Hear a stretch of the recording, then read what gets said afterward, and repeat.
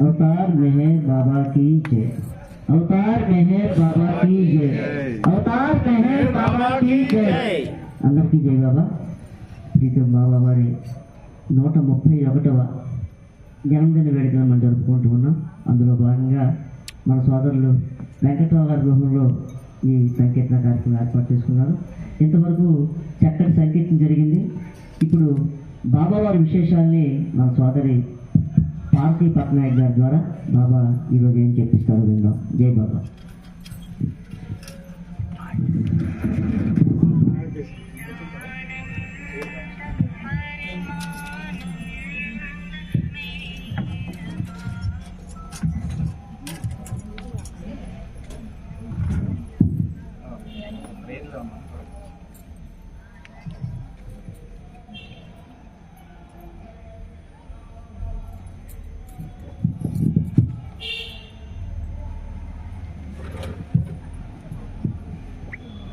अवतार मेहर बाबा की जय।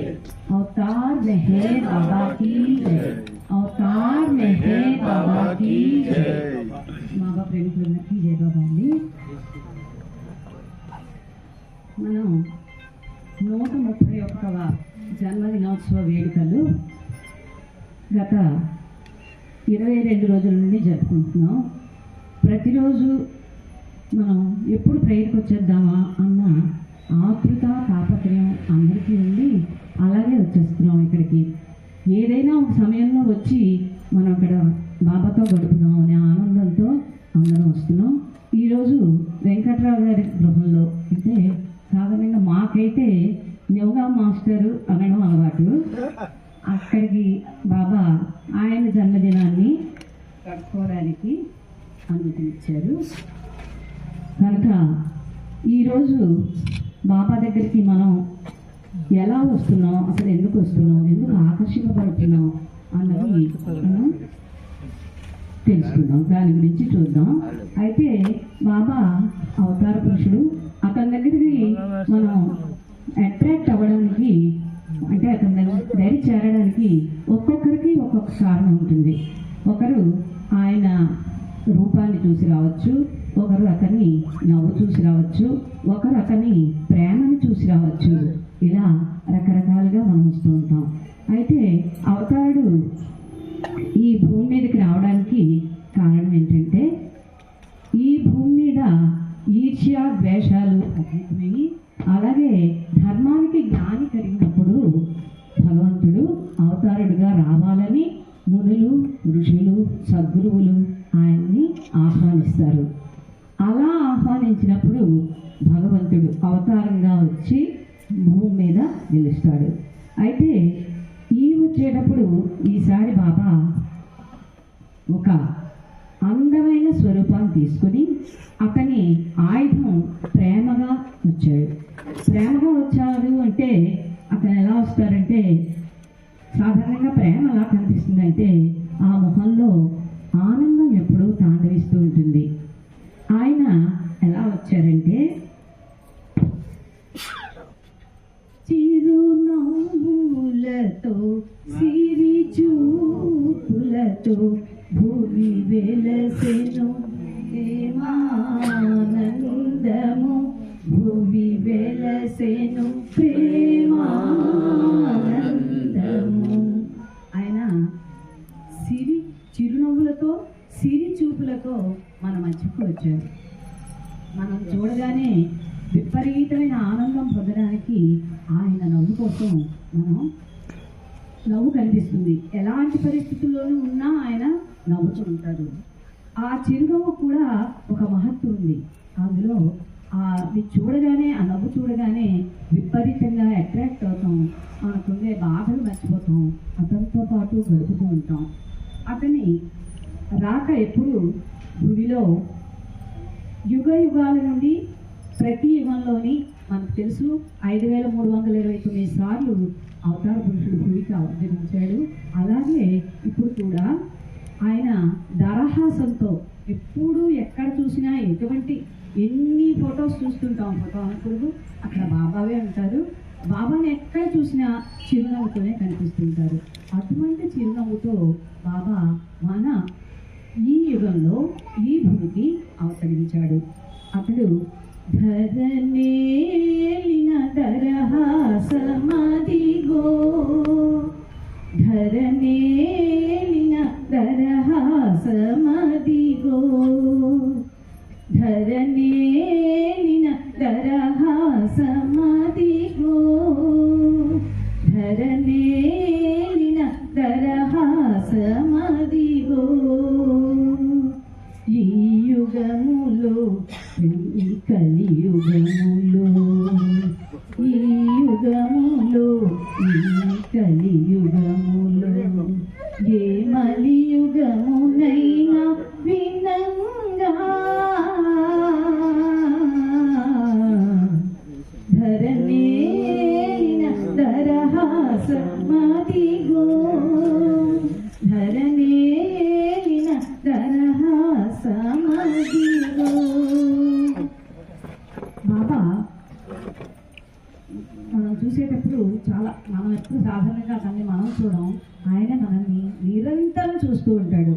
పొరపాటున మనం ఎప్పుడైనా చూసినట్లయితే ఎంత హాయిగా మనల్ని చూసి నవ్వుతూ ఉంటాడు. ఆయన నవ్వులోని మనం విపరీతంగా సేద తీరొచ్చు. ఆయన ఎటువంటి పరిస్థితుల్లోనూ, ఎంత క్లిష్ట సమయంలో ఉన్నా కూడా అతను ఎప్పుడు నవ్వుతూనే ఉంటాడు. ఎంత బాధపడుతున్నా కూడా ఆయన ఆ బాధని ఎప్పుడు వ్యక్తపరచలేదు, మొహంలో కనిపించదు. ఆయనకు శారీరకంగా చాలా గాయాలు తగిలినప్పటికీ ఆయన ఎప్పుడు అతని మొహంలో బాధ కనిపించలేదు, చిరునవ్వు ఉండేది. అతనికి యాక్సిడెంట్ జరిగేటప్పుడు కూడా ఎప్పుడు చిరునవ్వుతూనే ఉండేవారు. అది చూసి అమెరికాలో యాక్సిడెంట్ అయ్యేటప్పుడు ఈయనేంటి ఇంతలా నవ్వుతున్నాడు అని చెప్పి వాళ్ళు ఇతను నవ్వు ఎలా వస్తుంది, మౌనం ఎలా ఉంటాడని చెప్పి ఎనస్థీషియా లేకుండా బాబాకి ట్రీట్మెంట్ ఇచ్చారట. అప్పుడు కూడా బాబా చిరునవ్వుతూనే ఉంటే వాళ్ళందరిలో బాబా అంటే అవతార పురుషుడే అన్న భావం వాళ్ళందరిలో కలిగింది.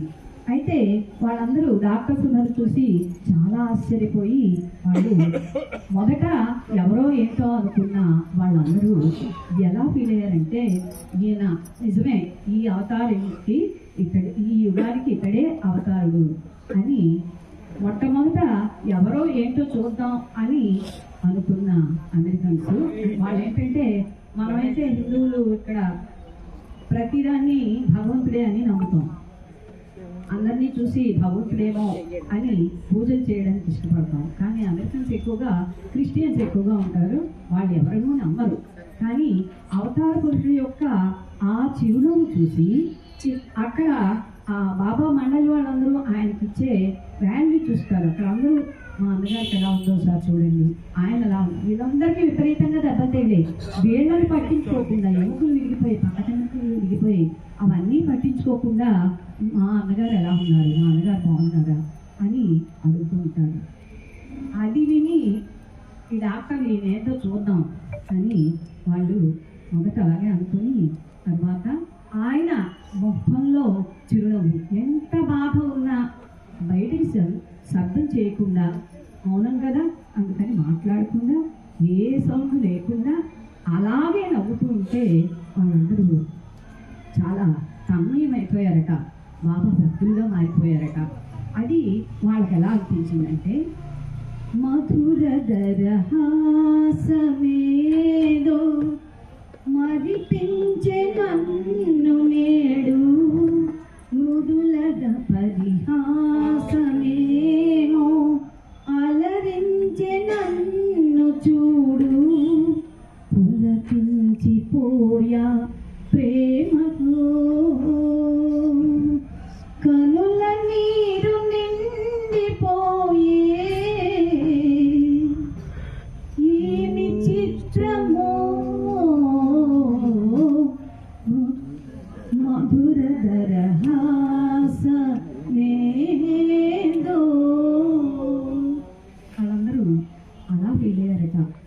నవ్వు చూసి మొదట ఏంటో అనుకున్నప్పటికీ వాళ్ళకి చివరికి అర్థమైంది, నిజమే ఈ యుగానికి ఇతడే అవతార పురుషుడు, నిజంగా లివింగ్ క్రీస్తే ఇప్పుడు మళ్ళీ వచ్చాడు అని చెప్పి వాళ్ళందరూ విశ్వసించిన పరిస్థితికి వచ్చారు. అయితే బాబా అలా నవ్వుతున్నాడనే కాదు, బాబా మనకు కూడా చెప్పారు, ఎప్పుడూ చిరునవ్వుతోనే ఉండండి.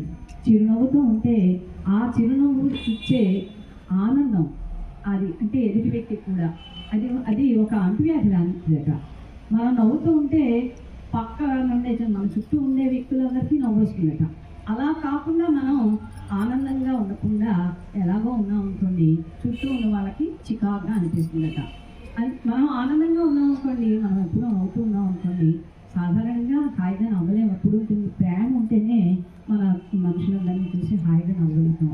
ప్రతి మనిషిలోని బాబాని చూడాలి అని బాబా చెప్పారు కాబట్టి అలా నవ్వుతూ ఉంటే అందరం ఆరోగ్యంగా ఉండడానికి అవకాశం ఉంటుంది. అంతేకాదు వాళ్ళతో స్నేహం చేయాలనిపిస్తుంది, వాళ్ళతో ఎక్కువసేపు గడపాలనిపిస్తుంది. కాబట్టి మనం కూడా అలా చిరునవ్వుతో ఉంటే బాబా కూడా ఆనందిస్తాడు. ఆయన ఇప్పుడు మనం బాధపడడం వద్దు, బాధపడకూడదు, డోంట్ వరీ, బీ హ్యాపీ, ఆనందంగా ఉండండి అని బాబా ఎప్పుడు చెప్పుండేవారు. ఆయన బాధపడడానికి ఆయన ఎలాగూ బాధపడేవారు, అంటే శారీరకంగా ఆయనకి చాలా బాధలు ఉంటాయి. ఎందుకంటే ఆయన పరిపూర్ణ మానవుడు కూడా. మనం భగవంతుడే కదా, ఆయనకి ఏం బాధలు ఉండవు అని అనుకుంటాం, అది కరెక్ట్ కాదు. పరిపూర్ణ మానవుడు కాబట్టి ఆయనకి మనం కన్నా పరిపూర్ణంగా బాధలు కూడా ఆయన అనుభవిస్తాడు. అలాగే మనం అందరం ఆనందంగా ఉంటే ఆయన చాలా ఆనందంగా ఉంటాడు.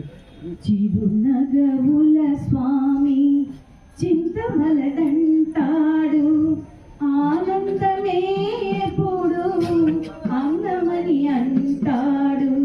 చిరునగవుల స్వామి చింతమలదంటాడు.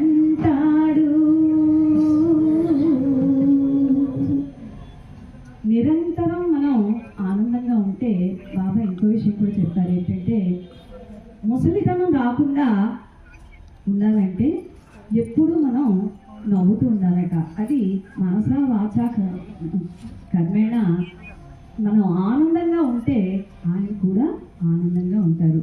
మనకి బాధలు పడద్దు. బాధలు అనేది బాబా మనకి ఇచ్చే, అది చెప్పారు కదా, వరాలని చెప్పాడు మనకి. అంటే మన సంస్కారాలు పోవడానికి మనకి కొన్ని బాధలు ఇస్తాడు.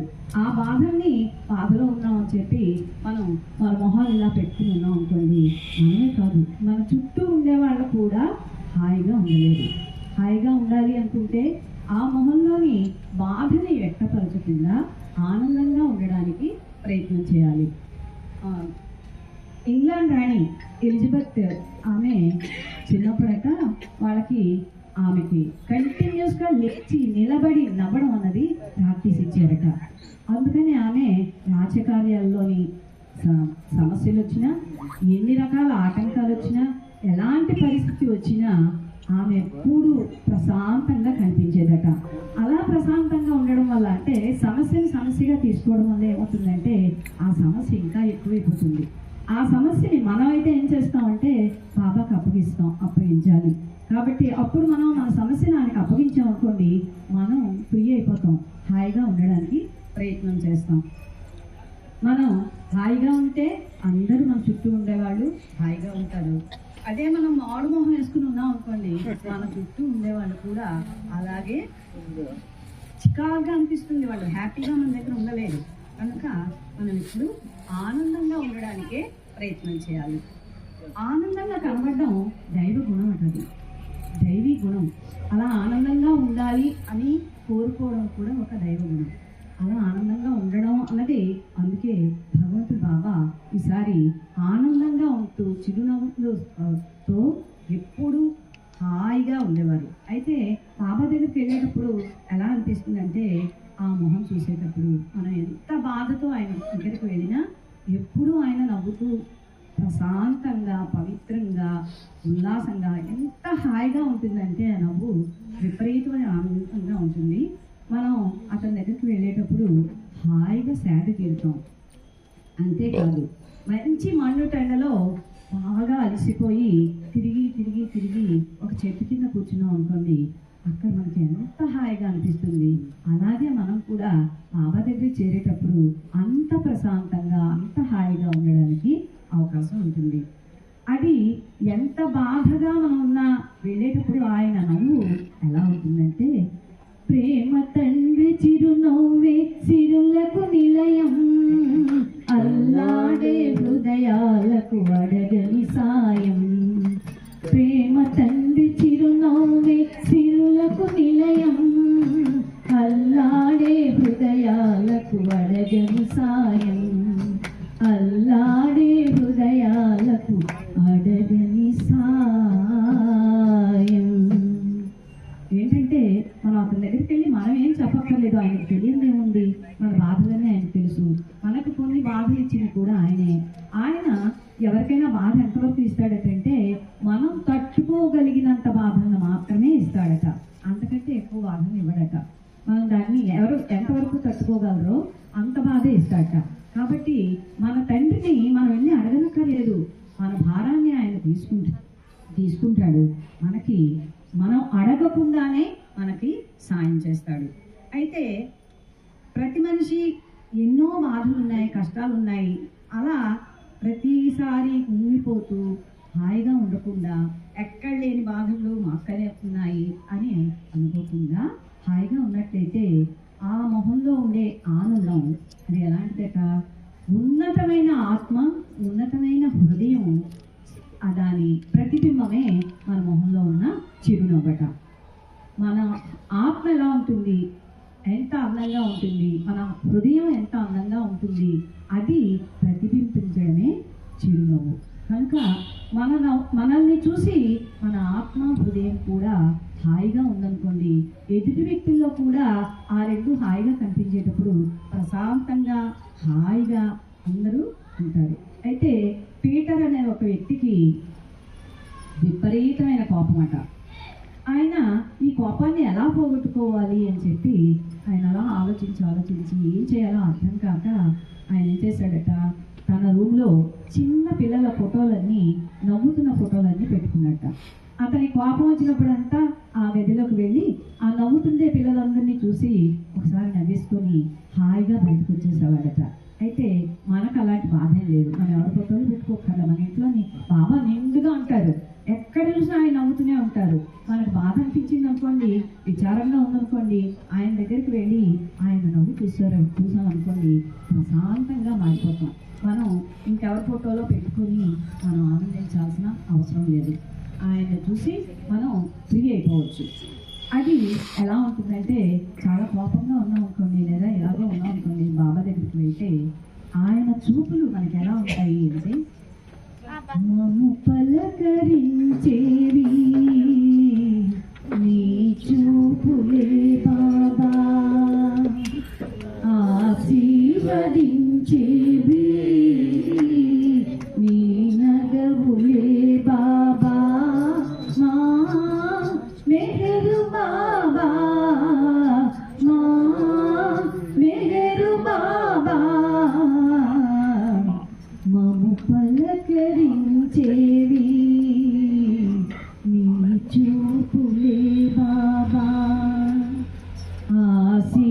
ఆశీర్వదించేవి నీ నగవులే బాబా, మా మెహరు బాబా, మా మెహరు బాబా. బాబా ఇంకా ఇంకొక విషయం చాలా గట్టిగా చెప్తారు. ఏంటంటే, మీరెప్పుడు ఆనందంగా ఉన్నారనుకోండి, నా పని చాలా విశ్వంలో ఆయనకు విపరీతంగా ఆయన విశ్వ కార్యక్రమంలో ఉంటారు కాబట్టి ఆయన పని చాలా ఎక్కువగా ఉంటుంది. అదే మనం బాధపడుతూ ఇలాగా ఉన్నాం అనుకోండి, ఆయన పని ఈజీగా అవుదట, కష్టం అవుతుందట. మన బాధను చూసి మనకంటే ఎక్కువ ఆయన బాధపడిపోతారట బాబా. అందుకని మనం ఆయన భారాన్ని తగ్గించాలంటే ముఖ్యంగా మనం బాధపడకుండా హాయిగా అతనికి పూర్తిగా అప్పచెప్పేద్దాం. ఆయనకి పూర్తిగా అప్పచెప్పి మన భారాన్ని కనుక ఆయన మీద వేసినట్లయితే మనందరం ప్రశాంతంగా ఉండి ఆయన విశ్వ కార్యక్రమంలో ఆయన మన ఆయనకి మనం భారం కాకుండా ఉండడం అన్నది చేస్తే అది బాబా సంతోషిస్తారు. బాబా చెప్పారు కదా, నన్ను సంతోష పెట్టేటట్లుగా ఉండండి అని చెప్పారు కదా. బాబాను సంతోష పెట్టడానికి మనం ఇంకేమో పెద్ద పెద్ద పనులు చేయనక్కర్లేదు. మన బాధలన్నీ ఆయనకి చూపించి మనం అలా ఉండే కన్నా హాయిగా ఆనందంగా ఉంటే ఆయన కూడా అందరూ ఆనందంగా ఉన్నారు అని చెప్పి ఆయన విశ్వ కార్యక్రమం చాలా ఆనందంగా చేయడానికి ప్రయత్నం అవుతుంది. మనం అతనికి ఆ విశ్వ కార్యక్రమానికి కూడా భారం కాకుండా మనం అతన్ని ఫ్రీగా ఉండేటట్లుగా చేయడానికి అవుతుంది. అంతేకాదు బాబా దగ్గరికి వెళ్ళేటప్పుడు ఎప్పుడైనా కొవ్వూరులో బాబా దగ్గరికి వెళ్తుంటాం కదా మనం, అక్కడ కొవ్వూరు వాళ్ళ అమ్మాయి ఉంది మొన్న మాట్లాడారు ఆవిడ ఏం చెప్పారంటే, అది నేను కూడా చాలాసార్లు నేను ఎక్స్పీరియన్స్ చేశాను. ఎప్పుడు ఎవరు లేకుండా వెళ్ళేటప్పుడు ఉండే బాబాకి అక్కడ సహవాసం అయ్యేటప్పుడు మనం చూస్తే నిజంగా ఎంత ఆనందం కనిపిస్తుందో చెప్పలేం. బాబా అంటారు యద్భావం తద్భవతి అని అంటారు కదా, మనం బాలేమేమో అని అనుకోవడానికి నాకైతే నచ్చలేదు. ఎందుకంటే అందరూ ఉండేటప్పుడు ఆయన విపరీతమైన ఆనందంగా ఉంటారు. అందరి కోసం ఆయన ఎదురు చూస్తూ ఉంటారు. ఎవరైనా రాకపోతే నా వాళ్ళు రాలేదయ్యో అని బాధపడతారట. మనం ఎక్కువ మంది అతని దగ్గరికి వెళ్ళామనుకోండి, ఆయన చాలా ఆనందంగా ఉంటారట. కాబట్టి ఆయన్ని ఆనందపరచాలంటే ఆయన కోసం మన సమయాన్ని ఎక్కువసేపు ఆయనతో స్పెండ్ చేయడానికి ప్రయత్నం చేద్దాం. ఆయన్ని ఆనందించేటట్లుగా చేద్దాం.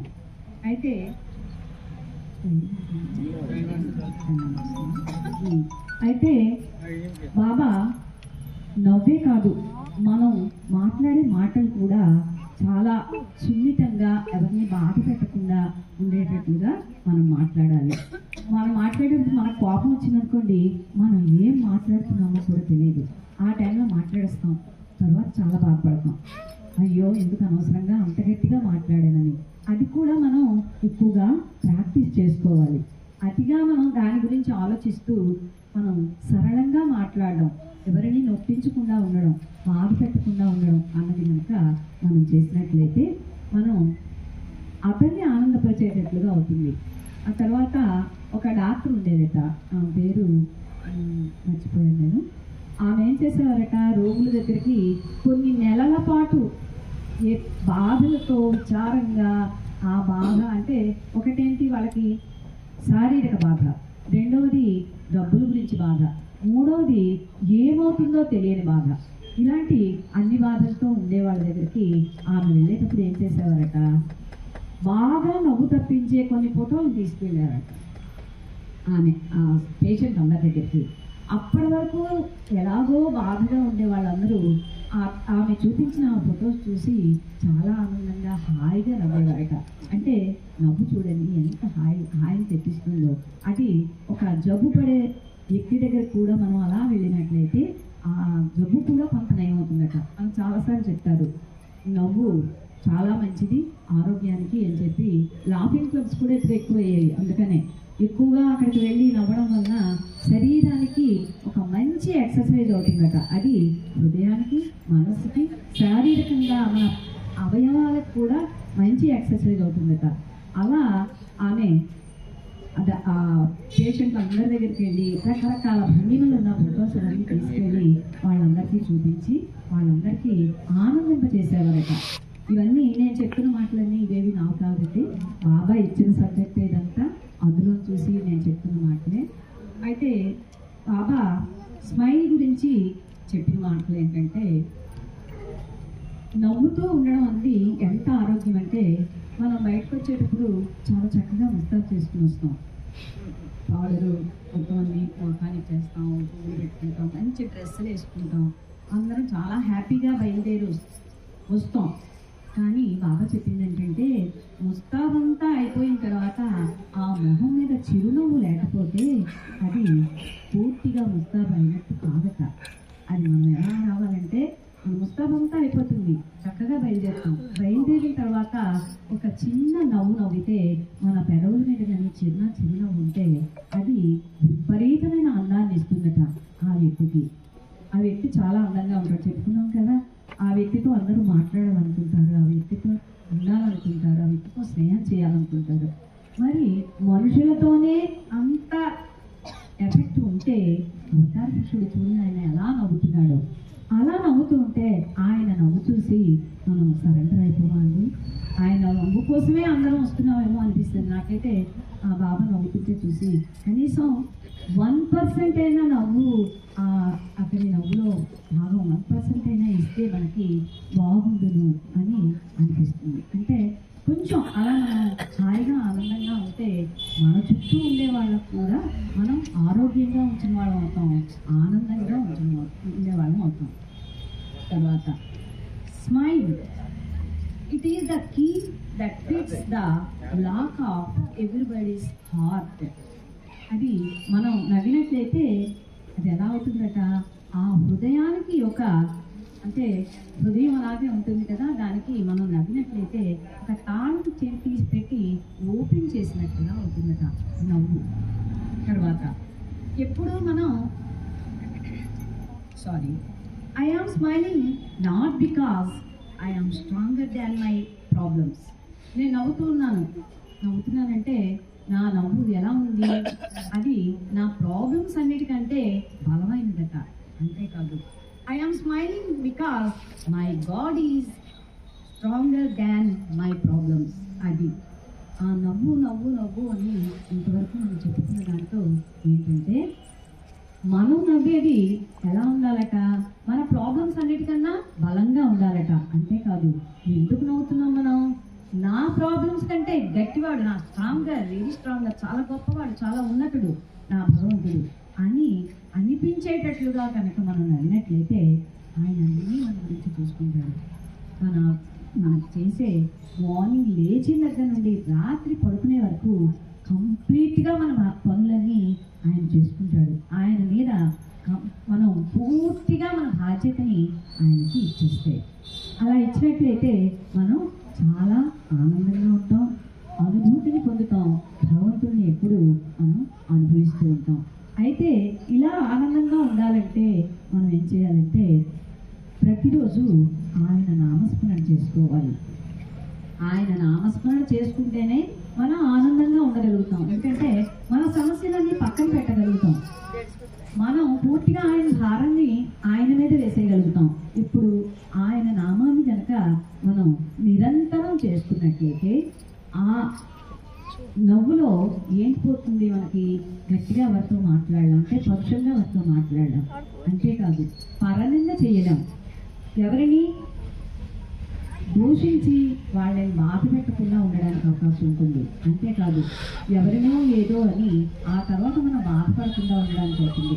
నిరంతరం నామం చేస్తూ భగవంతుడితో మనం కనుక మన జీవితాన్ని గడిపినట్లయితే నిరంతరం ఆనందాన్ని అనుభవిస్తూ మన ప్రభువుకి ఆనందాన్ని ఇవ్వడానికి అవకాశం ఉంటుంది. కనుక మనం నిరంతరం ఆయన నామస్మరణ చేస్తూ ఆనందాన్ని అనుభవించుదాం. నామస్మరణ చేస్తే మనం బాబాకి దగ్గర అవ్వడానికి కూడా అవకాశం ఉంటుంది. నామస్మరణ చేస్తే మన సమస్యలు మన చుట్టూ ఆ నామస్మరణ ఒక దోమ తెరలాగా మనల్ని కాపాడుతుంది. బాబా చెప్పారు ఆయన రూపం కన్నా కూడా ఆయన నామస్మరణ చాలా గొప్పదని. ఇది వరకు మనం రాముడి కథలో విన్నాం. మనం ఆ రాముడికి ఆంజనేయుడికి యుద్ధం అయ్యేటప్పుడు అది ప్రపంచానికి తెలియచేయడం కోసమే ఆయన ఆ యుద్ధాన్ని చేయించాడు. ఏంటి, రాముడికి ఆంజనేయుడికి యుద్ధం ఏంటి, ఆంజనేయుడు రాముని ఏమి గుళ్ళు పట్టడానికి కానీ ఏమి అనడానికి కానీ దేనికి సాహసించడు. అతనితో యుద్ధం చేయాలి, అది సాధ్యమా? అందుకని ఆంజనేయుడు ఏం చేస్తాడట, రాముడు యుద్ధం చేస్తూ ఉంటే బాణం వేస్తూ ఉంటే ఆయన రామనామం చేస్తూ ఉంటాడట. దాంతో ఏమవుతుంది, ఆయన బాణాలు ఏమి తాకవు. అది రామాయణ కాలంలోనే మనకి చెప్పబడింది. అంతేకాదు భగవద్గీతలో కూడా కృష్ణుడు చెప్పాడు, మీరు నామస్మరణ చేసినట్లయితే చాలు. ఎందుకంటే ఈ కలియుగంలో మనం ఎక్కువ సమయం దేనికోసం ఉపయోగించలేం. పూజలు, వ్రతాలు ఇటువంటివి ఏవైనా చేసినట్లయితే దాని మీద మనం కాన్సన్ట్రేట్ చేయలేం. పూర్వకాలంలో చేసిన పూజలు, వ్రతాలు అవి తప్పు కాదు, చాలా కరెక్టే. కాకపోతే అవి చేయడానికి ఇప్పుడు మనకి సమయం లేదు, యాంత్రికంగా మనం ఉంటున్నాం. కాబట్టి యాంత్రికంగా పూజలు చేయడం వల్ల కొన్ని ఇబ్బందులే వస్తాయి తప్ప దానివల్ల మంచి జరగదు. కాబట్టి బాబా చెప్పింది అదే, రామావతారంలో చెప్పబడింది అదే, విష్ణువు కూడా అదే చెప్పాడు. కలియుగంలో మీరు అవేమీ చేయనక్కర్లేదు, నామం చేస్తే చాలు అని అప్పటి నుండి చెప్పారు. బాబా కూడా మనకి ఎప్పుడూ అదే చెప్తున్నారు, నామస్మరణ చేస్తూ భగవంతుడితో బాబాతో చేరువగా ఉండాలి. మనం ఎప్పుడు ఆయనకి చేరువగా ఉంటూ మనం ఆయన మార్గానికి సుగమం చేస్తూ మనం కూడా భగవంతుణ్ణి చేరడానికి ప్రయత్నం చేద్దాం. ఇలా ప్రయత్నం ఇప్పుడు మొదలు పెడితే బాబా ఇంకోటి కూడా చెప్పారు, నామస్మరణ నిరంతరం చేస్తున్నట్లయితే మన చరమ దశలో అప్పుడు హామీ ఇచ్చారు బాబా మనకి, మీరు ఇప్పుడు నిరంతరం నామం చేస్తూ ఉంటే ఈ అవసాన దశలో మీకు నేను నా నామాన్ని చేయడానికి వ్యక్తికి తీసుకొచ్చేటట్టు చేస్తాను అని భరోసా ఇచ్చారు బాబా. కనుక ఆయన నామాన్ని నిరంతరం మనం చేస్తూ ఆయనతో మన కాలాన్ని గడుపుతూ మన జీవితాన్ని ఆనందంగా ఉండడానికి ప్రయత్నం చేద్దాం. అవతార్ మెహర్ బాబా కీ జై.